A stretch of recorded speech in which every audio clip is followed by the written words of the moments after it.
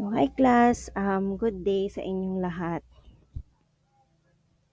So welcome to our recorded discussion on remembering and judging. So this is the last lesson natin for midterm. Okay?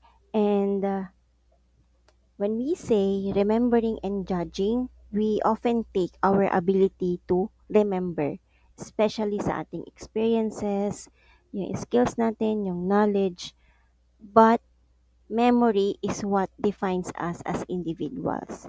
So we rely on memory or remembering for everything from simple tasks to the more complex ones or yung pinakamahirap. So today, explore natin kung paano gumagana ang memory from the briefest sensory input to long-term storage. And paano nga ba ang cognitive shortcuts and expectations ay nagli-lead to misremember yung mga events and magkaroon ng flawed or improper judgment sa real world situations. Okay. So when we say memory class, it is the ability to store and retrieve information over time. Okay. So, ang memory, inaalaw niya tayo na gumawa ng mga simple tasks. Example, natatandaan natin kung saan natin nilagay yung ballpen, yung bag natin pagka-uwi, and form complex ones, yung mga mahihirap. Example, you are trying to study yung introduction to psychology. Yan. So, ang memories daw natin, it define us as individuals because of our experiences, yung relationships, and success and failures. So we have cognition. So cognition, this is the process of acquiring and using knowledge. So when we say acquiring, nakukuha. Paano daw natin gagamitin yung nakuha nating information and use it as knowledge. We also have the cognitive psychology. So cognitive psychology, this is the field of psychology that studies memory and cognition. So itong cognitive psychology, it becomes the most important school of psychology during the 1960s. And ang cognitive psychology, heavily influenced siya doon sa development ng electronic computer. Kasi doon, di ba, kapag computer, gumagana lahat, may CPU, ganyan. So doon, pinag-aralan ng mga psychologists, ginamit nila yung computer as model para maintindihan paano gumagana ang utak natin. So in nature of psychology class, memory is not a perfect recording device. Ang mga psychologists, they use behavioral responses to study memory. So ano tong mga behavioral responses na to? For example, memory test. So sa field nating class sa psychology, marami tayong iba't ibang klase ng test and mapag-aaralan nyo siya sa psychological assessment. So ang memories daw natin are far from perfect. So bakit daw far from perfect? Kasi may mga memories tayo na hindi naman talaga natin totally natatandaan agad. For example, itong tinuturo ko ngayon, partly ng dinidiscuss ko dito is hindi mo natatandaan agad. Siguro meron lang mga topics dito na tatatak sa isip mo kasi nag-connect siya sa experience mo. Memory is constructed, not recorded. So, ang memories daw natin, hindi siya eksaktong replika ng events. So, we actively process daw and interpret information kung paano natin siya natatandaan and paano natin siya nire-recollect. So, itong mga cognitive processes na to, nagkakaroon siya ng influence kung paano and kung ano ang natatandaan natin. Okay, so meron tayong errors and biases sa memory. So, una is misinformation effect. So, nangyayari daw ito kapag ang subjects are exposed to erroneous information. Wait lang. Ayan, erroneous information after an initial event. And itong misinformation daw na ito, it contaminates or nilalason niya yung memory kung ano yung na-witness natin. Okay, sorry for that. Yung anak ko kasi nagpupukpok na naman, parang karpintero. So kung may naririnig kayong ingay, siya yon, kulit siya ng kulit. Okay, so saan na ba tayo? Misinformation, effect. So next we have yung false memory studies. So ito daw yung ang sinasabi nito pag false memory, yung mga hindi totoo, false memories, ini-implant daw natin siya sa ating memory. So pag na-implant siya sa ating memory, nagkakaroon ng difficulty kung papaano natin sasabihin or ikikwento yung talagang nangyari or yung totoong memory. Example, nakabasa ako na mayroong nawawalang bata sa mall. So dahil nabasa ko siya, inimplant ko siya ngayon sa memory ko para lang may maikwento ako. Uy, alam mo ba, nung bata ako, nawala din ako sa SM North EDSA. Mga ganon. So we are trying to implant false memory kasi nabasa natin siya or may nasagap tayong information. So another is vulnerability to errors. So ang mga eyewitnesses sa crime or mga witness in simplest term are susceptible or ano na yun, mas madali daw tayong mas prone or mas madali tayong ma-influence ng iba't ibang variety of biases and errors. So, una dyan is forgetting events or people na minsan nating nakilala or naging part ng buhay natin. So, parang yung jowa mo, di ba? Pag naghiwalay kayo, you are trying to forget yung taong yon, lalo na kung meron kang bad experience. Yan. Another thing is mixing up details across time and place. So, another tawag nito, variety of biases and errors is yung mixing up details across time and place. And also, recalling yung buong complex ng events na hindi naman talaga nangyari. Okay? So, we have two types of memory. We have the explicit and implicit memory. When we say explicit memory class, wait lang, hanapin ko sa my study maps niya. Yan.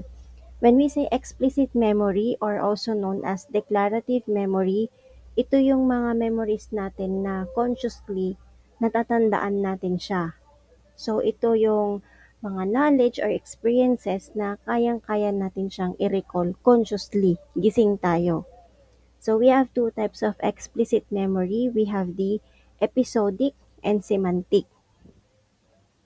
Bago tayo pumunta sa types of explicit memory, i-discuss ko muna si implicit. When we say implicit naman or non-declarative memory, ito yung mga memories natin na nakaka-influence ng experience sa ating behavior. Ito yung hindi aware yung isang tao na hindi siya aware or hindi niya consciously nare-recall yung information. Ito yung memory natin na meron tayo without conscious awareness. So, dito na tayo sa types of explicit memory. First, we have yung episodic memory. So, sa episodic memory, ito yung mga memories natin or recollections ng first-hand experiences. So, example, yung nag-graduate kayo ng senior high, nakapasa kayo sa admission test, ganyan, or yung first kiss mo sa jowa mo, yung first boyfriend mo, yan, yung mga first-hand experiences. When we say semantic memory naman, ito yung mga knowledge of facts and concepts. Ito yung mga natututunan mo. Example, academically, alam mo ang definition ng cognition, alam mo ang definition ng memory, or using simple mathematical concepts. Ano ba yung simple mathematical complex? 1 plus 1, 2 plus 2 equals 8. Oh, charing. 2 plus 2 equals 4, mga ganyan. So, sa tawag nito, implicit memory naman class, ay may nakalimutan ako, yung primary measures. So sa primary measures naman ng explicit memory, ito yung we are able to recall a memory. So this involves bringing memory information na previously natutunan natin. Example, kapag magsasagot ka ng essay or yung pinapagawa kong quiz, sinasagutan yung quiz, yung identification, yan, nire-recall mo yung ni-review mo. Yung recognition memory naman, ito yung information na nakita mo or natutunan mo na dati. Example, tawag nito, recognition, yung mabilis mong ma-identify pag nabasa mo yung multiple choice na quiz natin, alam mo na agad yung sagot. Ano? Relearning or also called savings, ito yung ina-assess natin kung gaano kabilis nating napaprocess yung information or paano natin siya natutunan kapag ka pinag-aaralan ulit after na nakalimutan natin. Ito yung type ng explicit memory na very sensitive. Example, natutunan mo noon na magsalita ng Ilocano, pero dahil hindi mo siya madalas gamitin na dialect, nakalimutan mo na siya. So kapag pag-aaralan mo ulit, is mabilis mo na siyang matututunan. Relearning. Okay? So dito na tayo sa types of implicit memory. So sa implicit memory class, yan, we have the procedural. So sa procedural memory, ito yung mga hindi natin ma-explain na knowledge kung paano natin ginagawa yung mga bagay-bagay. So, inaalaw tayo na gawin yung mga mahihirap na task without being able to explain yung steps sa ibang tao. Example, ano ba example ng procedural? In short, ito yung mga skills na nagiging automatic natin ginagawa kapag napapractice natin. Example, pagsasakay tayo ng bike, automatic, alam na natin siyang gawin kapag na-practice. Kasi 'di ba kapag nagpa-practice tayong mag-bike, una niyan is we are trying to balance. Pero pag na-practice siya ng na-practice, sooner kapag sumakay tayo ng bike, alam na nating gawin ulit. Automatic na. Kumbaga hindi na natin kailangan mag-balance, alam agad ng katawan natin.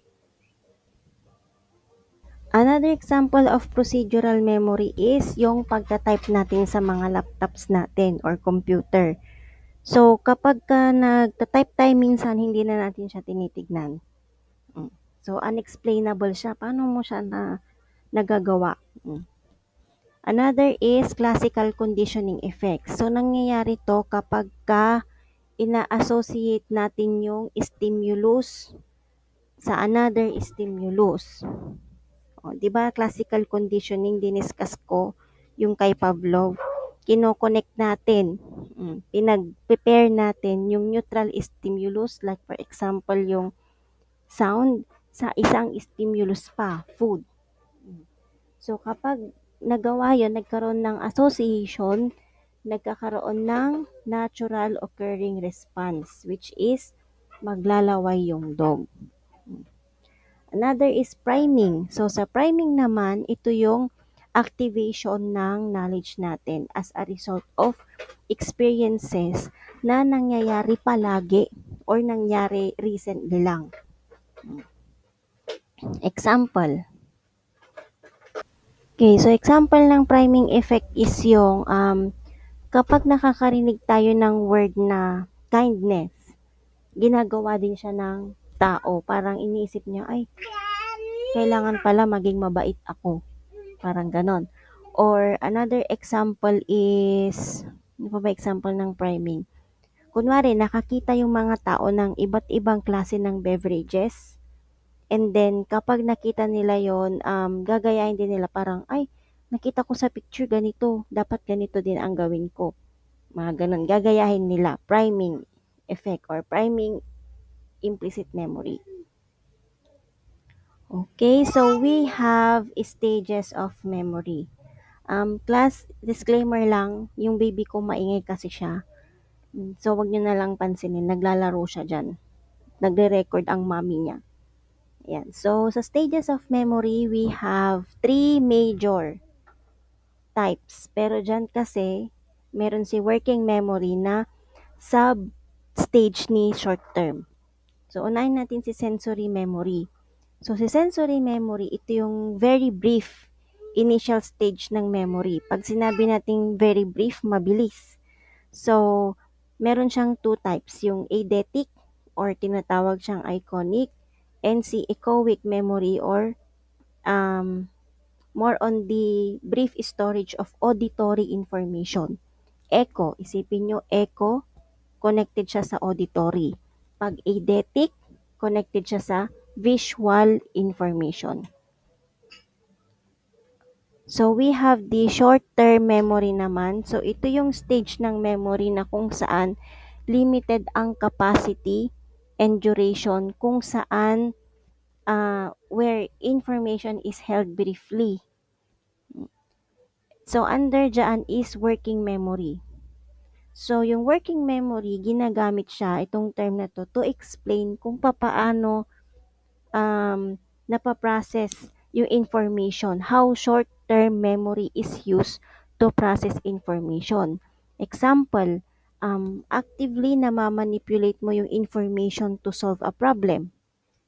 Another example ng working memory is sa math. Example, kapag ka mentally na-perform mo yung calculations, sa isip mo na lang, di ka nagagamit ng calculator. For example, ina-add mo ang 24 plus 18. O, ilan ang sagot? 24 plus 18, 12, 42. O, hindi ko alam kung tama yan. Tignan natin. 24 plus 18. O, tama. 42. Ganon. Ganon yung working memory. You are able to uh, calculate mathematical equations mentally na hindi mo na kailangan ng help ng mga applications. Or, nire-recall mo yung telephone number. Example, yung telephone number ng jowa mo, 0917-123-45678. Mga ganon. Or, remembering yung directions kung paano ka papasok ng school. O, pagpasok mo ng gate ng UCU, pupunta ka sa RW 406 or 405. Pasok ka ng gate, then kaliwa, daan ka sa tunnel, then kaliwa ng konti, quadrangle, tapos right or diretso sa RW pataas, o mga ganon. Yun yung example ng working memory. So, sa long-term memory naman class, ito yung final stage ng memory natin na kung saan yung capacity and potential duration ng memory natin is limitless. O, ano example ng long-term memory? Example, natatandaan mo yung birthday ng nanay mo, ng tatay mo, ng best friend mo, ng jowa mo. Ganyan, alam mo kailan ng anniversary nyo, mga ganon. Alam mo kailan ka nag-graduate, kailan ng birthday mo, yung mga ganyan. Long-term memory. Okay? So, we have also three processes sa long-term memory. We have the encoding, storage, and retrieval. So, sa encoding class, ito yung process na kung saan we are initially putting information sa ating memory. So, ito yung unang-una. Encoding. Sipin nyo, nagtatype kayo ng document yan sa laptop or computer. And then, kapag sinave mo siya, napupunta siya sa storage. So, kapag napunta na siya pag napunta na siya sa storage, ito yung process na mini-maintain na natin yung information para ma-retain siya sa memory natin over time. Ngayon, kapag gagamitin natin siya, pupunta siya sa retrieval. So, sa retrieval, ito yung process na kung saan ina-access na natin or nilalabas natin yung information galing sa ating memory. For example, pag tinanong ko kayo sa graded recitation, what is the meaning of memory? O nire-retrieve mo siya sa mind mo, ano nga ba yung diniscuss ni ma'am about memory? That is the retrieval. Okay? So, we have different encoding strategies. So, sa encoding strategies, okay, so, nag-pause ako saglit ng recording kasi yung baby ko. Okay, so, going back, dito na tayo sa encoding strategies. Wait lang. Okay. So, we have the elaborative encoding wherein ito yung pinaka most effective way to improve our memory.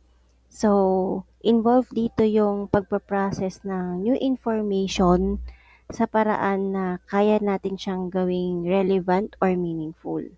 So, ang goal ng elaborative encoding is to develop unique and meaningful associations among the materials. Okay, example ng elaborative encoding. So, kunwari nakamit ka ng isang tao na ang pangalan ay Rosa.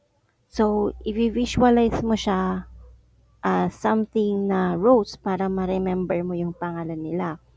Okay, or pag nag-aaral ka, instead of rereading notes, ang ginagawa mo is kinoconnect mo siya sa new information na alam mo na or kinoconnect mo siya sa experience mo para mas mabilis mo siyang matandaan. Mga ganon.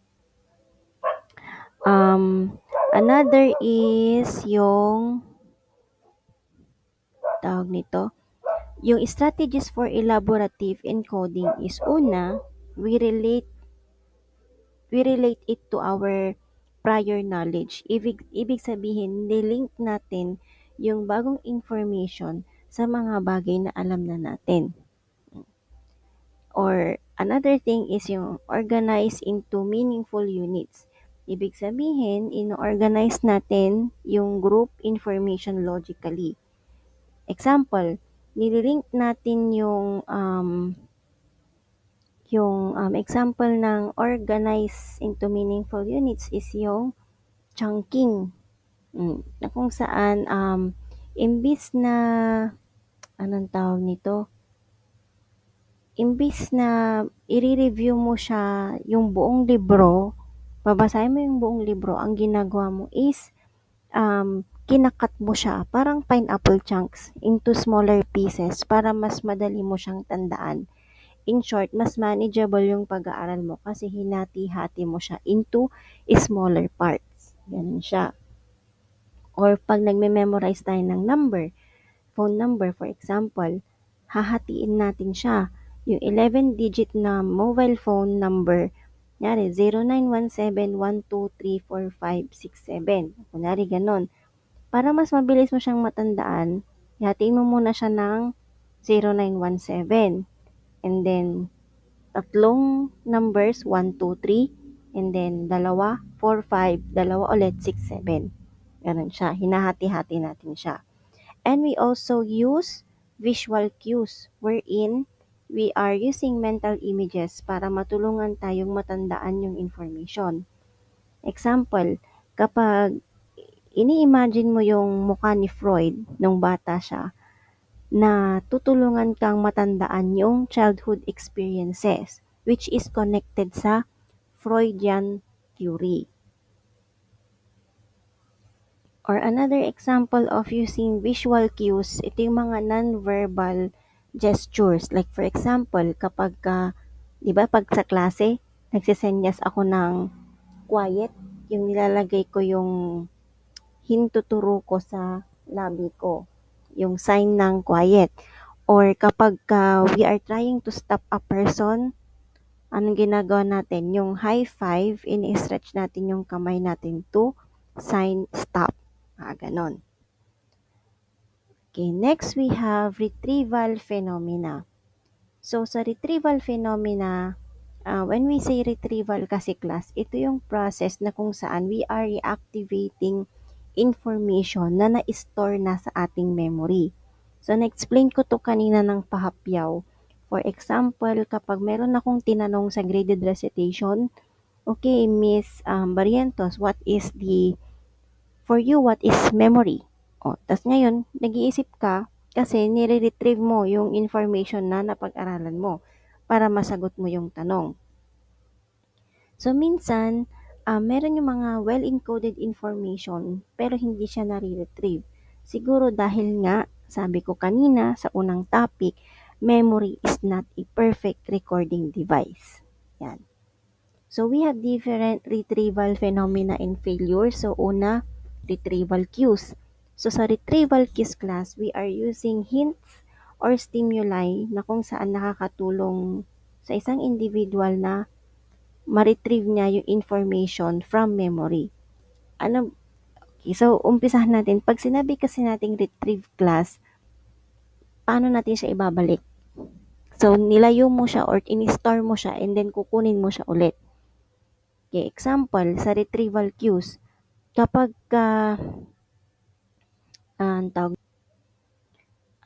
kapag kunwari meron kang naamoy na specific na perfume, parang ako, pag naaamoy ko yung shampoo ko na personal collection, naaalala ko yung time na buntis ako. Yan. So, that is an example of retrieval cues.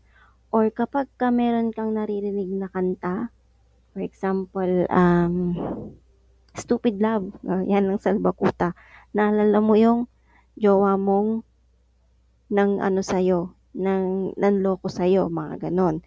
Or kapag nakakita ka ng isang place, naalala mo na, ay, ito yung place na nakita ko siya, mga ganyan. Dito kami nag-meet, kaya ganon.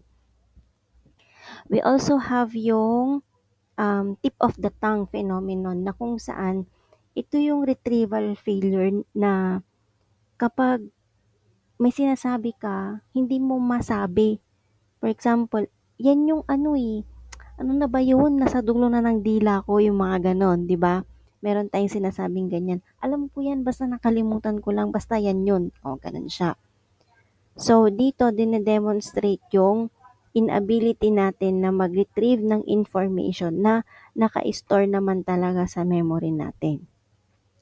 Meron din tayo yung serial position curve. So, kapag nagre-recall tayo ng iba't ibang list of words, we try to remember more words from the beginning and the end of the list kaysa doon sa middle.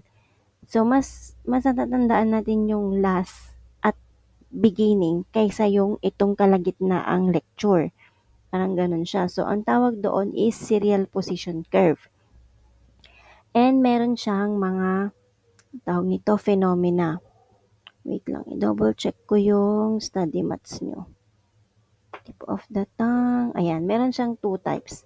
Una is yung primacy effect. So, from the word itself, primary, meaning, ibig sabihin, sa una siya. So, mas matatandaan natin ng mabuti yung isang stimuli kapag naipakita siya sa atin sa una or sa beginning. Kapag recency effect naman, ito yung natatandaan natin siya kapag nakita or tinuro sa atin later or sa huli. We also have principles for improving memory. So, dito sa principles of improving memory, involved dito si Hermann Ebbinghaus. So, siya ang pioneer sa memory research. And meron siyang tatlong principles na makakatulong ma-improve yung memory. Una is the forgetting curve.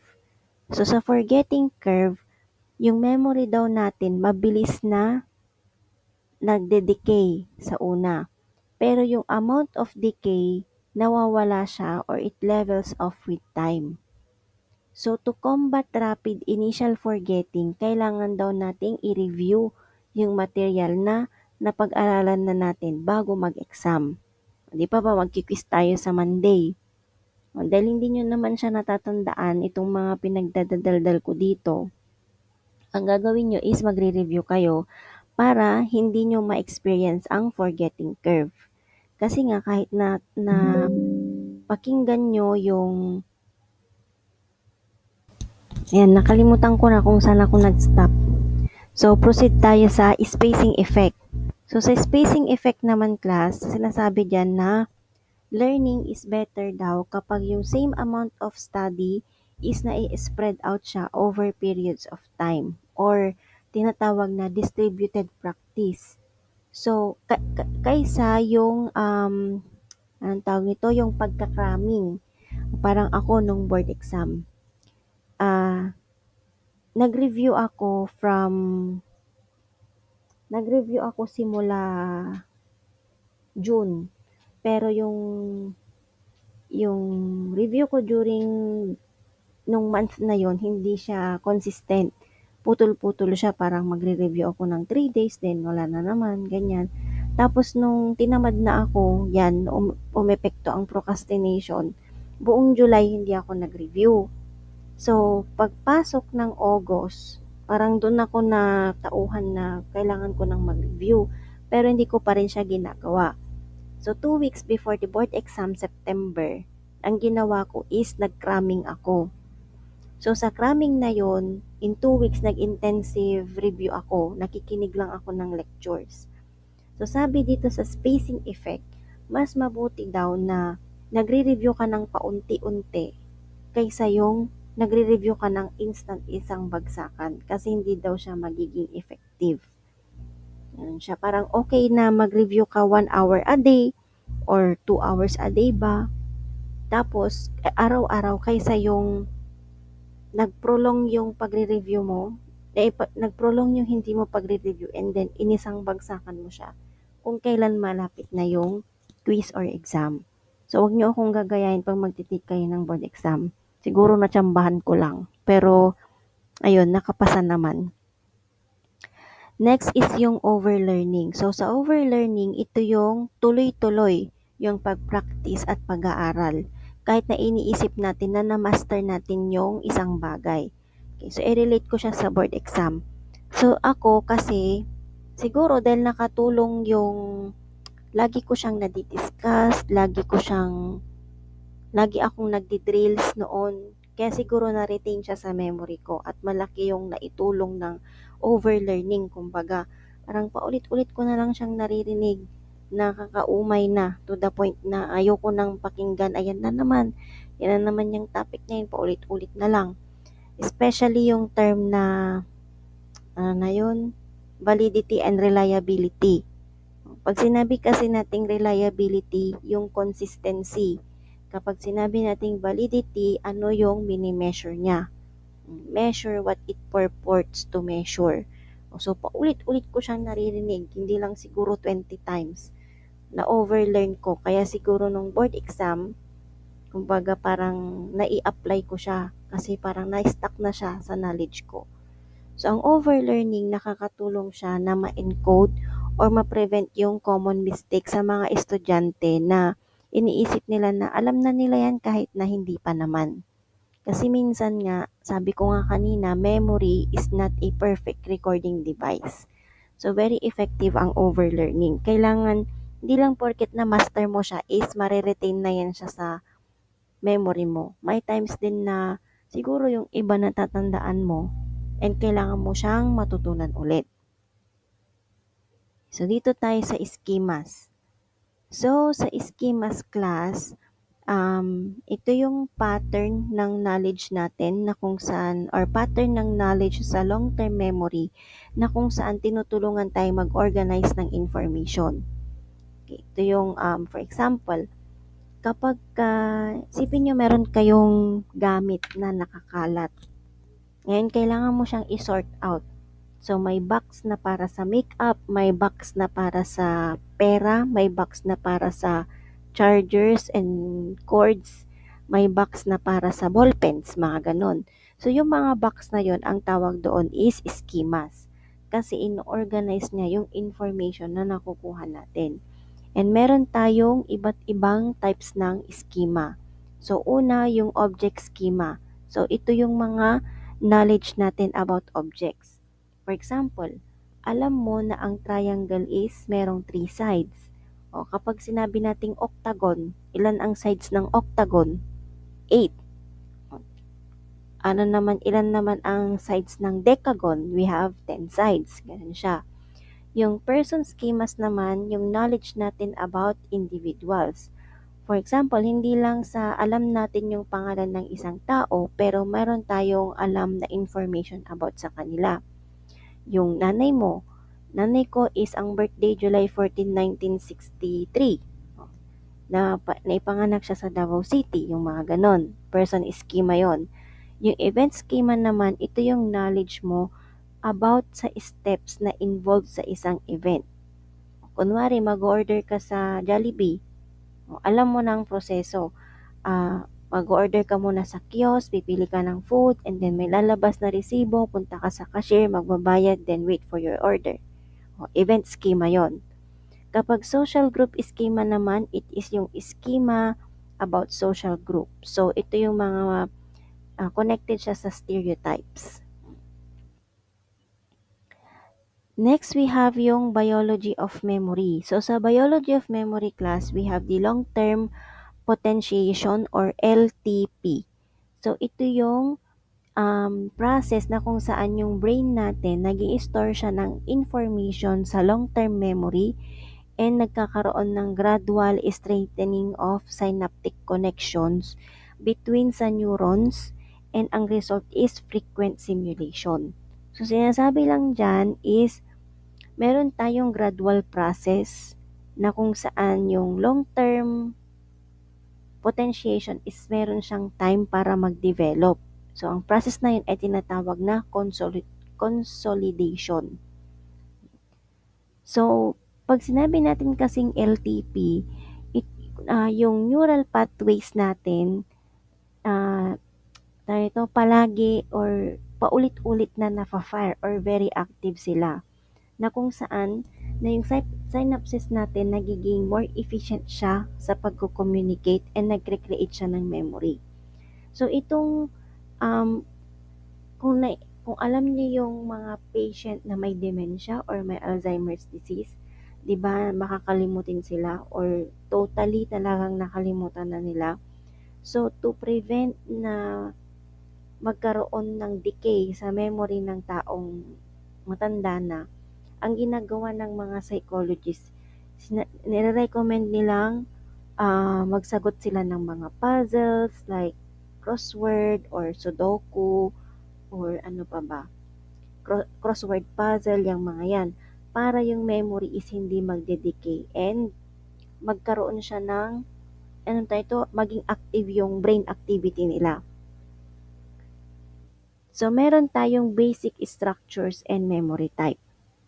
So, ang basic structures ng ating memory is yung hippocampus sa ating brain.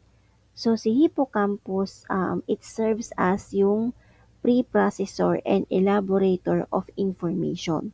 So, tumutulong siyang ma-encode yung spatial relationships, yung associations and context. So, siya din yung nag-act as switching point para ma-hold yung memory bago mag-direct into other parts of the brain for long-term storage. So, si hippocampus, sa explicit memory siya, facts and events. Si cerebellum naman, involved siya sa simple learning association and priming task. So, ano ulit yung priming task? Example is yung sa implicit memory siya nabibilang. So, yung priming, again, ito yung activation ng knowledge na kung saan nangyayari siya na, kunyari nakarinig ka ng salitang kailangan mong magsipag or masipag, isipin mo na kailangan mong mag-exert pa ng effort na maging masipag. Mga ganon. Next is yung, nasaan na ako? Wait lang. Saan na? Yan, cerebellum. Ay si amygdala. So si amygdala, lagi niyong tatandaan, related yan sa ating emotions. So responsible siya sa storage and control of memories na related sa fear, takot, and emotional experiences. So sa amnesia naman class, so ito yung memory loss, ito yung memory disorder na kung saan hindi natin matandaan yung information. Okay? So, sa amnesia, nangyayari ito sa mga taong nabagok ang ulo or meron siyang parang yung sa Alzheimer's disease, ganyan. So, sa amnesia, meron siyang dalawang types. We have the anterograde and the retrograde. So, pag sinabi nating anterograde amnesia, ito yung wala kang kakayahan na i-transfer yung information from short-term memory to long-term. So, kapag may anterograde ka na amnesia, napaka-imposible sa isang tao na mag-form ng bagong information or bagong memories. So, ang cause ng anterograde amnesia is nagkaroon ng damage sa kanilang hippocampus. So, siguro dahil naoperahan sila sa utak, sa ulo, na-stroke or nagkaroon ng trauma. So, merong example case dito, si Henry Gustav Molaison. So, natatandaan niya yung buhay niya bago siya naoperahan. Pero hindi niya na maalala or hindi niya ma-recall yung memory after ng surgery. Next, we have the retrograde amnesia. So, ito naman yung wala tayong kakayahan na mag-retrieve ng events na nangyari before a given time. So, nagkaroon ng memory loss for old memories. So, dito, na-damage yung brain natin because of stroke, trauma, brain damage, yan. So, nagkokosto ng memory loss na kung saan nag-work siya backward in time. Okay, wait lang basahin ko lang yung ano. Okay, so, example niyan is, yung isang tao, nag-suffer siya sa both anterograde and severe retrograde amnesia following a motorcycle accident. So, itong taong ito, nawalan siya ng lahat ng memories niya. Personal, episodic, semantic, yan, before yung accident niya. Another example of retrograde amnesia is yung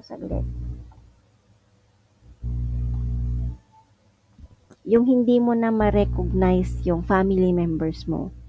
Yung mama mo, papa mo, kapatid mo, hindi mo sila matandaan. Or alam mo pa ring sumakay ng bike pero hindi mo matandaan yung mga details kung saang school ka nang galing, ano ang ginawa mo last year or last week, ang ginawa mo kanina, yon retrograde. From the word retro, nakaraan, hindi mo siya matandaan. Okay, so double check ko lang. Ayan. So that ends our discussion for remembering and judging. So, ulitin ko lang, yung quiz nyo will be on, kailan na ba? Monday. Tapos, multiple choice, 30 items. Ano ba 30 items? So, 30 items. And, ano pa ba? Yung activity ninyo, nakapost na sa Google Classroom. Kung hindi nyo pa alam kung ano yung activity nyo, i-check nyo na lang doon. Okay, so thank you very much class. Bye-bye.